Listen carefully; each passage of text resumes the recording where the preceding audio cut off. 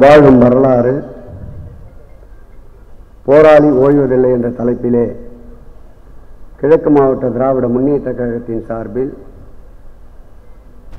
10 நிகழ்ச்சிகள் என்று வரையறுக்கப்பட்டு 3ஆம் நாள் நிகழ்ச்சியாக எந்நாளும் இயக்கம் தோன்றிய வடசென்னை மாவட்டத்திலே அமைந்திருக்கின்ற மகளிர்களை போற்றுகின்ற வண்ணம் 600 மகளிர்களுக்கு சிறப்பு சேர்க்கின்ற நிகழ்ச்சியை ஏற்பாடு செய்து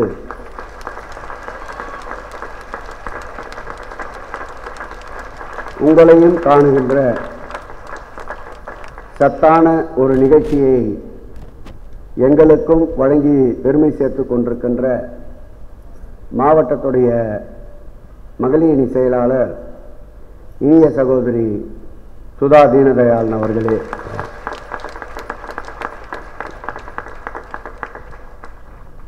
துணையாகவும் உறுதுணையாகவும் இருந்து இயக்கப் பணிக்கு களத்திற்கு முழுமையாக தங்களை அர்ப்பணித்துக் கொண்டு செயலாற்றுகின்ற என் அன்பு சகோதரி மாவட்ட தொண்டர்களுடைய அமைப்பாளர் ராஜேஸ்வரி ஸ்ரீதர் அவர்களே, இந்த நிகழ்விலே பேசிவிட்டு அமர்ந்திருக்கின்ற ஒரு மண்டல குழு தலைவர் எப்படி பணியாற்ற வேண்டும் என்று இலக்கணத்திற்கேற்றார் போல் கழகப் பணியும் மக்கள் பணியும் ஒருங்கே சிறப்போடு செயலாற்றி வருகின்ற அன்பு சகோதரி சரிதா மகேஷ்குமார் அவர்களே, மாவட்டத்துடைய இணைச் செயலாளர் சென்னை கிழக்கு மாவட்டத்துடைய ஜோனாஃபார் புனிதவதி எத்ராசன் அவர்களே, அன்பிற்கினிய சேத்துப்பட்டின் சிங்கம் பொதுக்குழு உறுப்பினர் நிர்மலா அவர்களே, ஓட்டு கேட்குது, அன்பிற்கினிய வரலட்சுமி அவர்களே, மாநகராட்சி மாமன்ற உறுப்பினர்கள், இன்றைய தினம் காலையிலே இருந்து மக்களுடைய நலனுக்காக களத்திலே நின்று சுகாதாரத்தை பேணி காத்து வந்து அமர்ந்திருக்கின்ற வீராங்கனைகள் அன்பிற்கினிய தாவூத் பி அவர்களே, ஸ்ரீதனி அவர்களே, கலைச்செல்வி அவர்களே, யோகப்பிரியா அவர்களே, தங்கை பூர்ணிமா அவர்களே, பொதுக்குழு உறுப்பினர் கலைச்செல்வி அவர்களே, பொதுக்குழு உறுப்பினர் சாவித்திரி வீரராகவன் அவர்களே, மாநகராட்சி மாமன்ற உறுப்பினர் இனிய சகோதரி உஷா அவர்களே, அமுதா அவர்களே, மாநகராட்சி மாமன்ற உறுப்பினர்கள் நாகவல்லி அவர்களே, நேற்றைய தினம் சிறப்பான ஒரு நிகழ்ச்சி மன வளர்ச்சி குன்றியவர்களுக்கு உதவிகள் வழங்குகின்ற நிகழ்ச்சிக்கு உறுதுணையாக இருந்த சகோதரி மாநகராட்சி மாமன்ற லதா அவர்களே, அன்பிற்கினிய உஷா அவர்களே, பொற்கொடி அவர்களே, காலையிலே நாய்க்கு ஊசி போட்ட அன்பிற்கினிய சாந்தகுமாரி அவர்களே, களத்திற்கு எந்நாளும் இயக்கத்திற்காக தயார் என்று எதற்காக அழைத்தாலும் அது மங்கள நிகழ்வாக இருந்தாலும் சரி, தன்னை அர்ப்பணிக்கின்ற நிகழ்ச்சியாக இருந்தாலும் சரி, தன்னை முன்னிலைப்படுத்தி கொண்டு செயலாற்றுகின்ற துறைமுகத்தின் போர்வால் இனிய சகோதரி தேன்மொழி அவர்களே, திரளாக இந்த நிகழ்விலே பங்கேற்றிருக்கின்ற மேடைக்கு புத்தகத்தை வழங்க வருகை தந்த அன்பிற்கினிய அன்னபூர்ணி அவர்களே, மாலா அவர்களே, சகோதரி வளர்மதி அவர்களே, நீண்டு கொண்டே போனால் சூர்யா, சசிகலா போன்ற உட்பட அனைத்து மகளிரணி சகோதரிகளே, எனக்கு முன்னால் பேசிவிட்டு அமர்ந்திருக்கின்ற அன்பிற்கினிய தமிழன் பிரசன்னா அவர்களே, அன்பிற்கினிய தாயகம் கவி அவர்களே, பேசுகின்ற திறமை இருந்தும் காலம் ஒத்துழைக்காததால் மேடையிலே அமர்ந்திருக்கின்ற தலைமை செயற்குழு உறுப்பினர் அண்ணன் நாதன் அவர்களே, அன்பிற்கினிய கழகத்துடைய மூத்த முன்னோடி எழும்பூர் பகுதியுடைய பிதாமகன் அருமை அண்ணன் ஏகப்பன் அவர்களே, அன்பிற்கினிய நன்றியுரை நல்க இருக்கின்ற KS ரவிச்சந்திரன் அவர்களே, இந்த நிகழ்வுக்கு வருகை தந்து சிறப்பு சேர்த்து கொண்டிருக்கின்ற எந்நிலையிலும் தன்னிலை மாறாத அருமை அண்ணன் துரை அவர்களே, மற்றும் இந்த நிகழ்வுக்கு உறுதுணையாக இருந்து உரு சேர்த்திருக்கின்ற பகுதி கழக செயலாளர்கள் அன்பிற்கினிய சுதா அவர்களே, அன்பிற்கினிய வேலு அவர்களே, இந்த நிகழ்வை பங்கேற்று நிகழ்ச்சிக்கு சிறப்பு சேர்த்து கொண்டிருக்கின்ற இந்த வட்டத்துடைய வட்டக்கழக செயலாளர்கள் அருமை தம்பி விஜயகுமார் அவர்களே, பாபு அவர்களே, தினந்தோறும் அன்னதான நிகழ்ச்சியை சிறப்போடு செயலாற்றுவதற்கு உதவியாக இருக்கின்ற மேயர் அவருடைய தந்தை வழிகாட்டுதலோடு செயல்பட்டு கொண்டிருக்கின்ற நம்முடைய விஜயகுமார் அவர்களே, அன்றைக்கினிய சம்பத் அவர்களே, என் அருமை தம்பி பிரச்சார பீரங்கி முருகன் அவர்களே, எனக்கு முன்னால் பேசிவிட்டு அமர்ந்திருக்கின்ற பெருநகரத்துடைய மேயர் பிரியா ராஜன் அவர்களே, இறுதியாக பேச இருக்கின்ற பிரியாக்காக கைத்தட்டிய ஆண்கள் பெண்கள் உள்பட அனைத்து நிர்வாகிகளே, இந்த இனிய நிகழ்வில் பங்கேற்று கிழக்கு மாவட்ட திராவிட முன்னேற்ற கழகத்தை பொறுத்தளவில் தெரிந்தும் தெரியாமலும் என்னாலும் உதவியாக இருக்கின்ற இயக்கத்தின் போர்வால் எங்கெல்லாம் இயக்கத்தின் மீதும் இயக்கத்தின் உயிர் துடிப்பாக இருக்கின்ற கழகத் தலைவர் தளபதி அவர்கள் மீதும் அவதூறு என்ற வார்த்தைகள் அள்ளி வீசுகின்ற போதெல்லாம் அதற்கு எதிர்முனை தாக்குதல் நடத்தி வெற்றிகரமாக இயக்கத்திற்கு வலு சேர்த்து கொண்டிருக்கின்ற கழக வீராங்கனை அன்பிற்கினிய கழக துணை பொதுச் செயலாளர் கனிமொழி கருணாநிதி அவர்களே,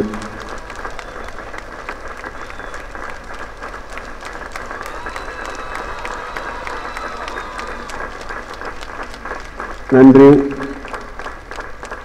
கைத்தட்டியவர்களுக்கும் கூக்குரலிட்டவர்களுக்கும் நன்றி. ஒரே ஒரு கருத்தோடு உங்களிடமிருந்து விடைபெறுகிறேன். எனக்கு முன்னால் பேசிய அன்பு தம்பி தமிழ் பிரசன்னா அவர்கள் பாபா சாஹிப் அம்பேத்கர் அவர்களுடைய பெருந்தன்மையை போற்றி புகழ்ந்து சுட்டி காட்டினார்.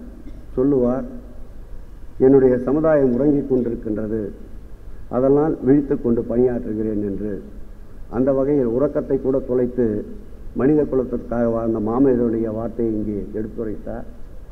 மத்திய அமைச்சர் பதவி வந்தபோது கூட பதவி ஆசையை துறந்ததாக சொன்னார். அதையே அனைவரும் ஒரு பாடமாக ஏற்றுக்கொண்டு எந்த நிலை வந்தாலும் பதவியை பற்றி கவலைப்படாமல் இயக்கத்திற்காக உழைக்க வேண்டும் என்ற சபதத்தை கலைஞர் அவருடைய பிறந்த நாளிலே எடுத்துக்கொள்ள வேண்டும். அடுத்து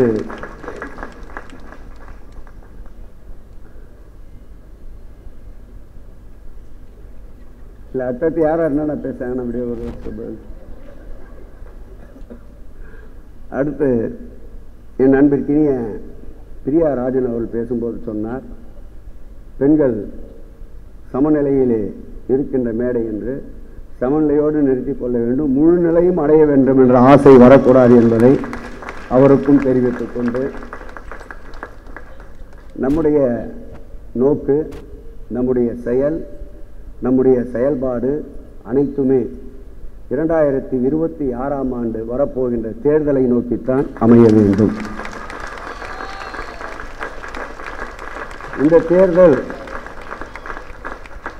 ஜனநாயகத்திற்கும் அதிகார துஷ்பிரயோகத்திற்கும் எதிரெதிர் அணியிலே இருந்து நடைபெறுகின்ற தேர்தல். அரசியல் இயக்கங்களோடு மட்டுமல்லாமல் கள்ளத்தனத்தோடு சேர்ந்து எதிர்கொள்ளுகின்ற தேர்தல். அரசியல் கட்சிகள் துணை மாத்திரமல்லாமல் ஏஜென்சிகள் துணையோடு இடி, ஐடி, சிபிஐ போன்ற துணைகளோடு இந்த தேர்தல் களத்தை களம் காண எதிரிகள் தயாராக நின்று கொண்டிருக்கின்றார்கள். நம்முடைய இலக்கு களத்திலே நிற்போம், உறுதியாக நிற்போம், களமாடுவோம். மீண்டும் 2வது முறையாக கலைஞர் அவருடைய ஆட்சியை நாம் முழுவதும் மேலான அன்பு தலைவர் தளபதி அவர்கள் தலைமையில் அமைத்து காட்டுவோம் என்ற சூழ்நிலையோடு விடைபெறுகிறேன். நன்றி, வணக்கம். போராளி ஓய்வதில்லை என்று தலைவர் கலைஞர் அவர்களுடைய நினைவுகளோடு நடக்கக்கூடிய இந்த நிகழ்ச்சியிலே தலைமையேற்றிருக்கக்கூடிய மாவட்ட மகளிர் அணியின் அமைப்பாளர் சுதா தீனதயாளன் அவர்களே, அரசியலிலே இருக்கக்கூடிய பெண்கள் ஒவ்வொரு நாளும் சந்திக்கக்கூடிய தடைகள், போராட்டங்கள் என்ன என்பதை இங்கே இருக்கக்கூடிய அத்தனை பெண்களும் உணர்ந்திருப்பார்கள்.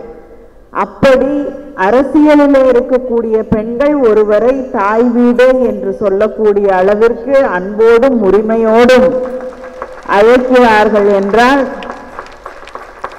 அந்த பெருமைக்குரிய அமைச்சர், மாவட்ட கழகத்தின் செயலாளர், மரியாதைக்கும் அன்பிற்கும் உரிய சேகர்பாபு அவர்களே,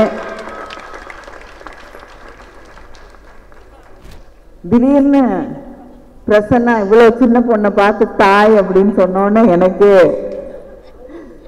அது ஒரு அதிர்வை ஏற்படுத்தியது. ஆனால் மாநகர தந்தை என்று சொல்லும்போது மாநகர தாய் என்று சொல்லுவதில் தவறு ஏதும் இல்லை. மரியாதைக்கும் மதிப்பிற்கும் உரிய பிரியா ராஜன் அவர்களே, கழகத்தின் துணை அமைப்பு செயலாளர் தாயகம் கவி அவர்களே, ரவிச்சந்திரன் அவர்களே, மிக அழகாக உரையாற்றி அமர்ந்திருக்கக்கூடிய தமிழன் பிரசன்னா அவர்களே, அவைத்தலைவர் ஏகப்பன் அவர்களே, சுதாகர் அவர்களே, வேலு அவர்களே, KSN நாதன் அவர்களே, புனிதவதி எத்தராஜன் அவர்களே, ராஜேஸ்வரி ஸ்ரீதர் அவர்களே, ஸ்ரீராமுலு அவர்களே, சரிதா மகேஷ்குமார் அவர்களே, டாக்டர் சாந்தகுமாரி அவர்களே, சாவித்ரி வீரராகவன் அவர்களே, நாகவல்லி அவர்களே, சுந்தர்ராஜன் அவர்களே, அன்னபூரணி அவர்களே, வள்ளி அவர்களே, ஸ்னேகா தேவ கிருபை அவர்களே, கிருஷ்ணவேணி, விஜயலட்சுமி, சூர்யா ரகு, அமுல் பாண்டியன், ஜான்சி ராணி, சகினா பேகம், ஜெயசூர்யா, விஜயலட்சுமி, இலக்கியா, எழில் அவர்களே, விஜயகுமார் அவர்களே, ஆர் பாபு, ஞான தீபம், சுகந்தி, புனிதா மோகன், நதியா அவர்களே, இந்த நிகழ்ச்சியிலே நன்றி உரை வழங்க இருக்கக்கூடிய பொதுக்குழு உறுப்பினர் நிர்மலா தேவி அவர்களே, நிகழ்ச்சியிலே கலந்து கொண்டிருக்கக்கூடிய திராவிட முன்னேற்ற கழகத்தின் மூத்த முன்னோடிகளே, முன்னணி செயல் வீரர்களே, இங்கே நிகழ்ச்சியிலே கலந்து கொண்டிருக்கக்கூடிய என்னுடைய அன்பு சகோதரிகளே, நம்முடைய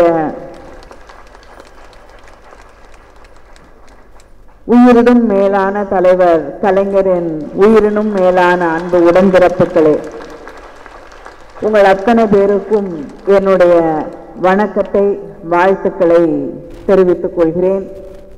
அமைச்சர் பேசும்போது சொன்னார், மேடையிலே சரிசமமாக அமர ஆசைப்படலாம், ஆனால் முழு இடத்தையும் எடுத்துக்கொள்ளக்கூடாது என்று. மகளிருக்காக மகளிரால் நடத்தப்படக்கூடிய நிகழ்ச்சியிலே நீங்க 6 பேர் இருக்கீங்க, நாங்க 5 பேர் தான் இருக்கோம். பின்னாடி இருக்கவங்க அப்ப இன்னொருத்தர் 2 பேர் இருந்தாங்க. ஆனா பல மேடைகள்ல இந்த மேடையில நீங்க நடத்தக்கூடிய நிகழ்ச்சியில வேணா இந்த அளவுக்காக எங்களுக்கு இடம் கொடுத்துருக்கீங்க. ஆனா நிறைய மேடைகளை ஆண்கள் மட்டுமே இருக்கக்கூடிய மேடைகளை நாங்கள் நிறைய பார்த்திருக்கிறோம். அது மாற வேண்டும் என்பதற்காகத்தான் போராடி கொண்டிருக்கிறோம். மேடையில ஒரு பெண் கூட இல்லாத மேடை, எத்தனையோ இடங்கள்ல பெண்களுக்கு வாய்ப்பே இல்லாத நிலை, இதையெல்லாம் நீங்களும் பார்த்திருக்கீங்க, நாங்களும் பார்த்துக்கிட்டு இருக்கோம். அது மாற வேண்டும். ஏன்னா நம்ம நிக்கிற இடம் எது அப்படின்னு நம்ம அத்தனை பேருக்கும் தெரியும். பெண்களுக்காக இந்த உலகத்தில் இருக்கக்கூடிய அத்தனை ஃபெமினிஸ்ட்னு சொல்லக்கூடிய பெண் போராளிகளுக்கு இணையாக குரல் கொடுத்த ஒரு மனிதன் இருந்தான் என்றால் அது தந்தை பெரியார். அந்த பெரியார் திடலிலே நின்று கொண்டு, ஏன்னா யாரு பெண்கள் உரிமையை பற்றி பேசினாலும் அதுக்கு ஒரு தடை வச்சிருப்பாங்க, இது வரைக்கும் போ, அதுக்கு மேல வேண்டாம். ஏன்னா அந்த சமூக கட்டுக்குள்ளேயே பெண்ணை பார்த்து பார்த்து பழகிய சமூகம். அதை உடைச்சிட்டு அவ வெளியில போகணும்னு நினைச்சா, ஏன்னா மேடையில ஏற்றி வச்சிருவாங்க, ஒரு மரியாதையான இடத்துல ஒன்று ஏற்றி வைக்கிறேன்னு சொல்லி ஒரு இடத்துல ஏற்றி ஒரு பீடத்துல வச்சுட்டு அதுல இருந்து இறங்கி ஆண்களை போல வீதியிலே நடக்க வேண்டும், நானும் நீ போகக்கூடிய பயணங்களிலே தூரங்களை எல்லாம் கடந்து பார்க்க வேண்டும், நீ செல்லக்கூடிய இடங்களை எல்லாம் சென்று பார்க்க வேண்டும் என்று ஆசைப்பட்டா ஒத்துக்க மாட்டாங்க. அங்கேயே இரு, அது மேல ஏற்றி வச்சிருக்கேன்ல, அந்த ஏற்றி வச்ச இடத்திலேயே நீ ஏறி நின்று கொண்டு இரு அந்த வட்டத்துக்குள் என்று சொல்லக்கூடிய சமூகத்திடம் இறங்கி வா, உன்னுடைய கனவுகளை நீ உருவாக்கு, அந்த கனவுகளுக்கு, அந்த லட்சியங்களுக்கு எது தடையாக இருந்தாலும் அதை உடைத்தெறி என்று சொன்ன ஒரு மாமனிதன் என்றால் அது தந்தை பெரியார் அவர்கள்தான். அந்த தந்தை பெரியாருடைய கனவுகளை எல்லாம் நனவாக்கி காட்டிய ஒருவர் தான் தலைவர் கலைஞர் அவர்கள். சமையல் கட்டில் இருக்கக்கூடிய பெண்களுடைய கையில் இருக்கக்கூடிய கரண்டியை பிடிங்கி விட்டு அவங்க கையில புத்தகத்தை கொடு என்று சொன்னது தந்தை பெரியார் அவர்கள். அதை செய்து காட்டியவர் தலைவர் கலைஞர் அவர்கள். அந்த பெண்களை படிக்க வச்சாதான் இந்த சமூகம் உருப்படும் என்று நம்பியவர் தந்தை பெரியார் அவர்கள். அவருடைய ஒவ்வொரு கனவையும் நிஜமாக்கி காட்டியவர் தலைவர் கலைஞர் அவர்கள். தலைவர் கலைஞர் அவர்கள் தன்னுடைய காலத்தை கடந்து சிந்திக்க தெரிந்த ஒரு தலைவர். அப்படிப்பட்ட தலைவர்கள் இந்த உலகத்தில் விரல் விட்டு எண்ணி விடலாம். தான் வாழும் காலகட்டத்தை தாண்டி தந்தை பெரியார் அவர்கள் அரசியலுக்குள் அடியெடுத்து வைக்கவில்லை. அவர் எல்லாத்தையும் தாண்டி சிந்திக்க தெரிந்த ஒரு தலைவர். ஆனால் சமூக போராளி. அரசியலுக்குள் வந்தால் அந்த அரசியலுக்காக நான் சொல்லக்கூடிய விஷயங்களை கொஞ்சம் மெதுவா சொல்ல வேண்டிய அவசியம் வந்துடும். யாரையும் புண்படுத்தாமல் பேச வேண்டிய ஒரு கட்டாயத்திற்கு தள்ளப்படுவேன். எனக்கு அரசியல் வேண்டாம், இந்த சமூகம் மாற வேண்டும் என்று நினைத்த ஒரு தலைவன் தான் தந்தை பெரியார் அவர்கள். ஆனால் இந்த சமூகத்தை மாற்ற வேண்டும் என்றால் நமக்கு கையிலே அரசியல் தேவை என்று அறிஞர் அண்ணா அவர்கள் சிந்தித்தார்கள். அவர் வழியிலே வந்த தலைவர் கலைஞர் அவர்கள் சிந்தித்தார்கள். அதனாலதான் நம்முடைய சுயமரியாதை திருமணத்தை தந்தை பெரியார் அவர்கள் சட்டமாக்க முடியவில்லை. ஆனால் அதை சட்டமாக ஆக்க வேண்டும் என்று நினைத்த போது அது திமுக ஆட்சி கட்டிலே ஏறிய பிறகுதான் அதை சட்டமாக்க முடிந்தது. ஏன்னா அந்த சிந்தனை மரபிலே வந்த ஒரு இயக்கம் அங்கே ஆட்சி கட்டிலே ஏறும் பொழுதுதான் அதை நாம் நிஜமாக்க முடியும், அதை சட்ட வடிவத்தில் கொண்டு வர முடிகிறது. இல்லைன்னா போராடிக்கிட்டு நிற்க வேண்டிய இன்னொருத்தரை போய் கேட்கணும், இன்னொருத்தர்கிட்ட போராடணும். நாம் ஆட்சியிலே இருக்கும்போது நம்முடைய கொள்கைகளை நம்மால் நிறைவேற்றி காட்ட முடியும். அதை தலைவர் கலைஞர் அவர்கள், பேரறிஞர் அண்ணா அவர்கள் செய்து காட்டினார்கள். 2 நாளைக்கு முன்னாடி மகாராஷ்டிரால கை ரிக்ஷா இழுக்கிறது குற்றம் என்று ஒரு கோர்ட் சொல்லுது. நீதிமன்றம் கை ரிக்ஷா ஒழிக்கப்பட வேண்டும் என்று 2 நாளைக்கு முன்னாடி சொல்றாங்க.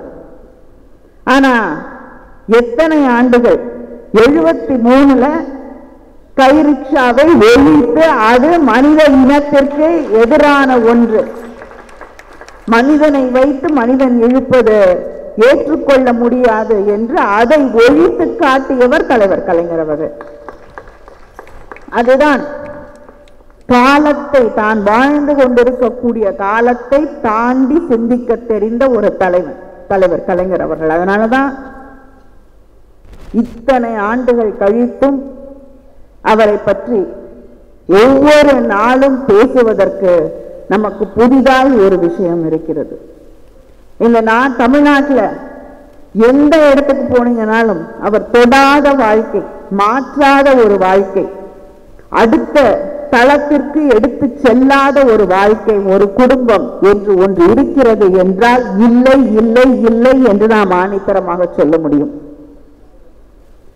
எத்தனையோ குடும்பங்கள், தலைவர் கலைஞர் இல்லை என்றால் நம்மை எதிர்க்கக்கூடியவர்கள், நம்மளுக்கு எந்த காலத்திலையும் ஓட்டு போட மாட்டேன் என்று சொல்லி வைராக்கியமாக இருக்கக்கூடிய எத்தனையோ குடும்பங்கள் இருக்கு. அவங்க யாருன்னு உங்களுக்கு நான் சொல்லி தெரிய வேண்டிய அவசியம் இல்லை. அமைச்சருக்கு ரொம்ப நெருக்கமானவங்க நிறைய பேர் இருக்காங்க அதுல. அதனால அவங்க யாருன்னு நான் சொல்ல வேண்டியதில்லை. திமுகவுக்கு ஓட்டு போடக்கூடாது.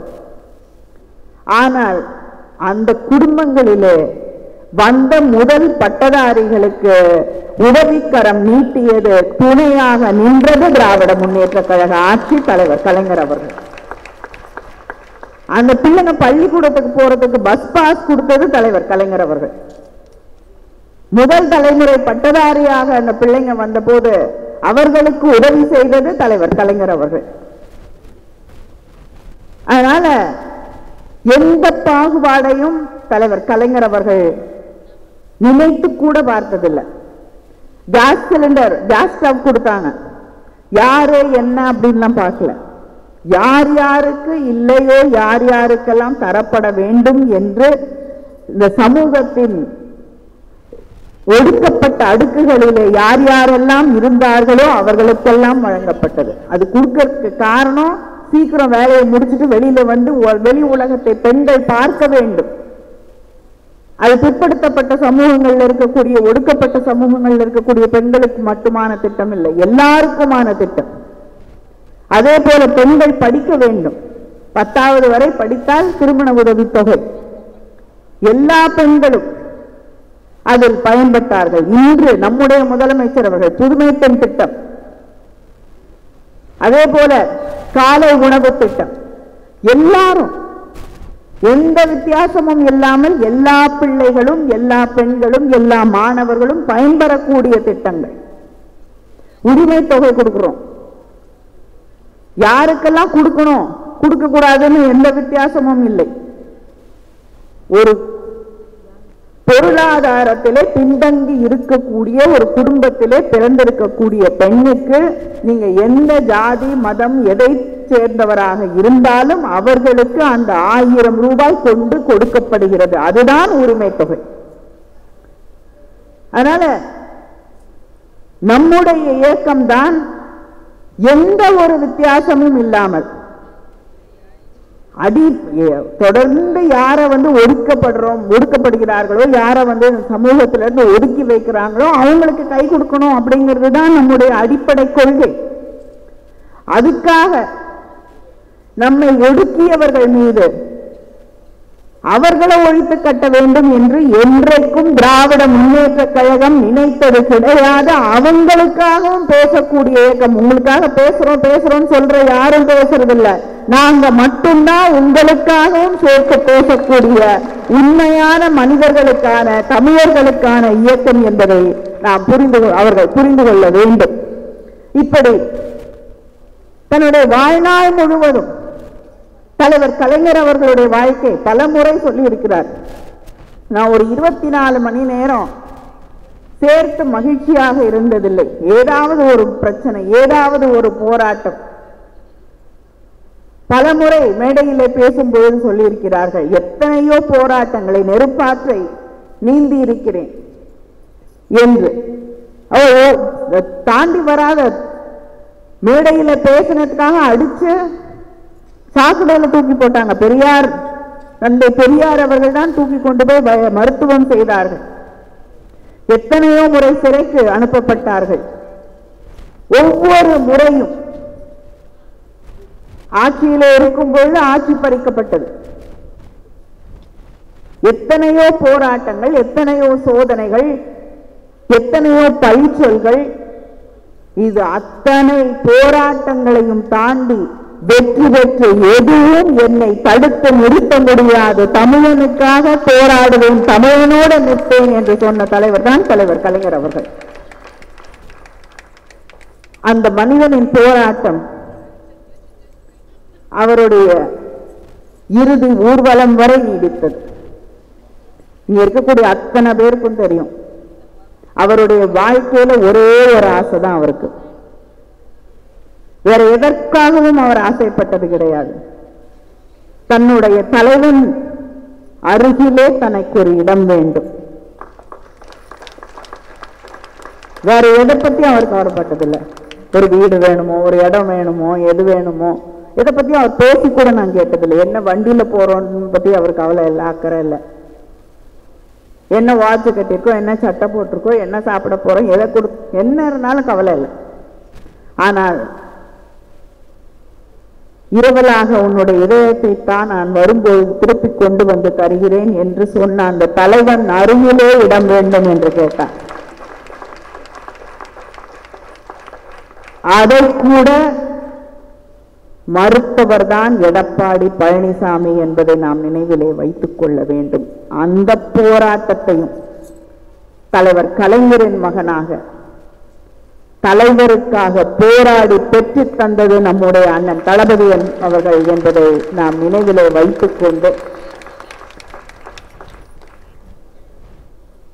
அந்த போராளியின் நினைவு நாளிலே நடக்கக்கூடிய இந்த நிகழ்ச்சியிலே அந்த தலைவனுக்கு மறுக்கப்பட்ட ஒரு இடத்தை கூட மறுத்த ஒருவன் இந்த பகுதியை சுற்றி சுற்றி சுற்றி வந்து மக்களிடம் வாக்கு கேட்டுக் கொண்டிருக்கிறார் என்பதை நினைவிலே வைத்துக் கொண்டு அந்த உத்வேகத்தோடு அந்த கோபத்தோடு அந்த போராளியின் போர்க்குணத்தோடு வரக்கூடிய தேர்தலை சந்திப்போம், வெற்றி பெறுவோம். நன்றி, வணக்கம்.